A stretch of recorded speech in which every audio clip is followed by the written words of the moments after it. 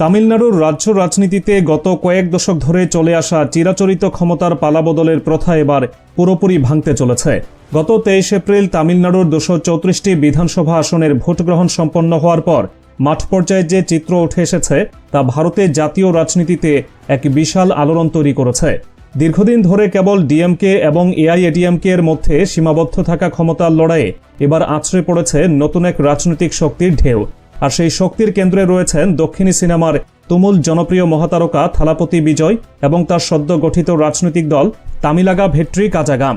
ভোটগ্রহণের পর বিভিন্ন সংস্থার বুথ ফেরত জরিপের যে প্রাথমিক তথ্যগুলো গণমাধ্যমে আসতে শুরু করেছে, সেখানে তামিলনাড়ুর বর্তমান মুখ্যমন্ত্রী এম.কে. স্ট্যালিনের নেতৃত্বাধীন ক্ষমতাসীন সরকার রীতিমতো অস্বস্তিতে পড়েছে। প্রাথমিক তথ্য অনুযায়ী একেবারে প্রথমবার সরাসরি নির্বাচনী ময়দানে নেমেই থালাপতি বিজয়ের দল প্রায় 98 থেকে 120টি আসন নিজেদের দখলে নিতে যাচ্ছে।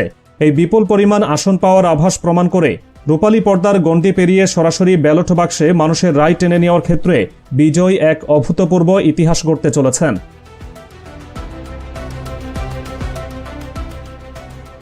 নির্বাচনী মাঠে এই বিশাল সাফল্যের আভাস কোনো আকস্মিক ঘটনা নয়। জরিপ সংস্থাগুলো দেওয়া তথ্যের উপর ভিত্তি করে তামিলনাড়ুর বিধানসভার আসন সমীকরণটি একটু খতিয়ে দেখা প্রয়োজন।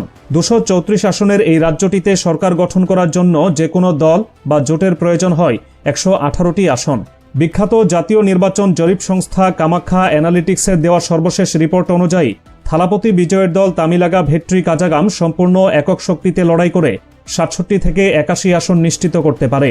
অন্যদিকে ডিএমকে জোটকে 120 থেকে 145টি এবং এআইএডিএমকে জোটকে 60 থেকে 80টি আসন পাওয়ার সম্ভাবনার কথা বলা হয়েছে।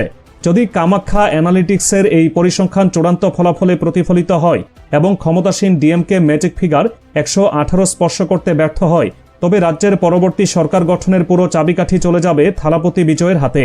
অর্থাৎ কিংমেকার হিসেবে তামিলনাড়ুর মসনদ কার দখলে যাবে সেটি নির্ধারণ করবে তার দল।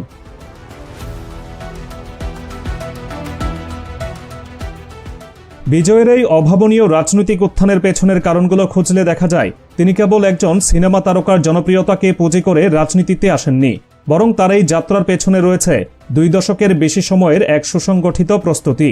2009 সাল থেকে তার ফ্যান ক্লাব বিজয় মাক্কালিয়াক্কাম একটি সাধারণ বিনোদনমূলক সংগঠনের গণ্ডি পেরিয়ে পুরোদস্তুর সমাজকল্যাণমূলক প্রতিষ্ঠানে রূপান্তরিত হয়। রাজ্যের প্রতিটি জেলা, উপজেলা, এমনকি গ্রাম পর্যায়ে এই সংগঠনের হাজার হাজার স্বেচ্ছাসেবী নিরলসভাবে কাজ করে গেছেন। বিনামূল্যে খাদ্য বিতরণ কর্মসূচি ভিলাইল্লা ওনভাগাম, দরিদ্র শিক্ষার্থীদের জন্য নৈশ বিদ্যালয় পরিচালনা, বিনামূল্যে কম্পিউটার প্রশিক্ষণ কেন্দ্র স্থাপন